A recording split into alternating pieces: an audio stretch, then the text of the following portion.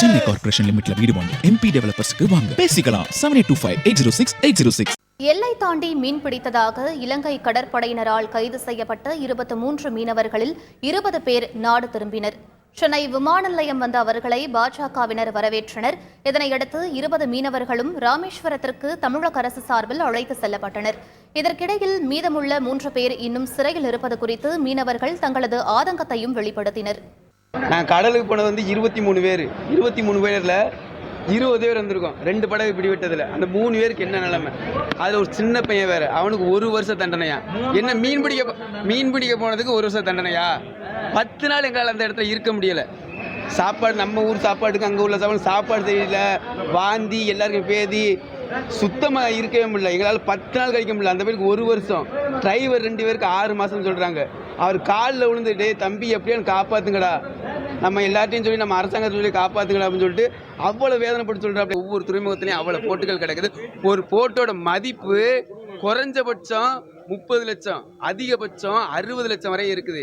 இதை ஓனர் சரி கட்டணும்னா குறைஞ்சபட்சம் ஒரு 15 வருஷம் ஆகும்.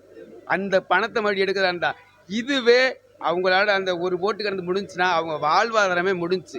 ஒரு குடும்பமே நடுத்தருலாம் நிற்கும். நிறைய குடும்பங்கள் ராமேஸ்வரத்தில் இப்படி தான் நடுத்தரில் நின்றுக்கிட்டு இருக்கு. 2004 2014 வரை ஏகப்பட்ட மீனவர்களை இலங்கை ராணுவம் சுட்டு தெரியாது. ஆனால் மாண்புமிகு பாரத பிரதமர் மோடி ஆட்சிக்கு வந்த பிறகு ஒரு மீனவர்கள் கூட இதுவரை சுடவில்லை. கைது செய்யப்பட்ட மீனவர்கள் உடனுடன் எங்கள் மாநில தலைவர் மூலமாக தகவல் தெரிவித்து உடனடியாக அவர்களை விடுதலை செய்ய நடவடிக்கை எடுக்கப்படுகிறது. பறிமுதல் செய்யப்பட்ட படகுகளும் இரு நாட்டு தூதரகத்தின் மூலமாக, இரு நாட்டு அமைச்சர்கள் மூலமாக பேசி இந்திய படகுகளை இலங்கைக்கும், இலங்கையில் உள்ள படகுகளை இந்தியாவுக்கும் அது பரஸ்பரம் சமரசம் மூலமாக தீர்க்க நடவடிக்கை எடுக்கப்பட்டிருக்கிறது. அது இந்த மாதம் முடியும் என்று மாண்புமிகு வெளியுறவுத்துறை அமைச்சர்கள் உறுதியளித்தார் என்பது தமிழ்நாட்டினுடைய எல்லையாக இருந்த இந்த கச்சத்தீவு 1974 தான் இலங்கைக்கு புரிந்துணர்வு ஒப்பந்தம் மூலம் கொடுக்கப்பட்டது. யார் செய்த தவறு? அவர்கள் மாநில செய்வர்களும் மத்திய அரசு இணைந்து பணியாற்ற வேண்டுமா வேண்டாமா? நான் ஒரு மீனவனாக சொல்கிறேன், மீனவர்கள் இந்த அளவுக்கு பாதிப்பட்ட 10 கடலோர மாவட்ட பாதிப்பு காரணம் திமுக ஆட்சி தான். அவர்கள் 1974 புரிந்துணர்வு ஒப்பந்தம் மூலமாக நமது மாநில சொந்தமான இந்த இந்தியாவுக்கு சொந்தமான கச்சத்தீவை இலங்கைக்கு தாரை வார்த்தனால தான் இன்னைக்கு இவ்வளவு தூரம் பிரச்சனை. சென்னை கார்ப்பரேஷன் லிமிட்ல வீடு வாங்க MP டெவலப்பர்ஸ்க்கு வாங்க பேசிக்கலாம் 7825806806.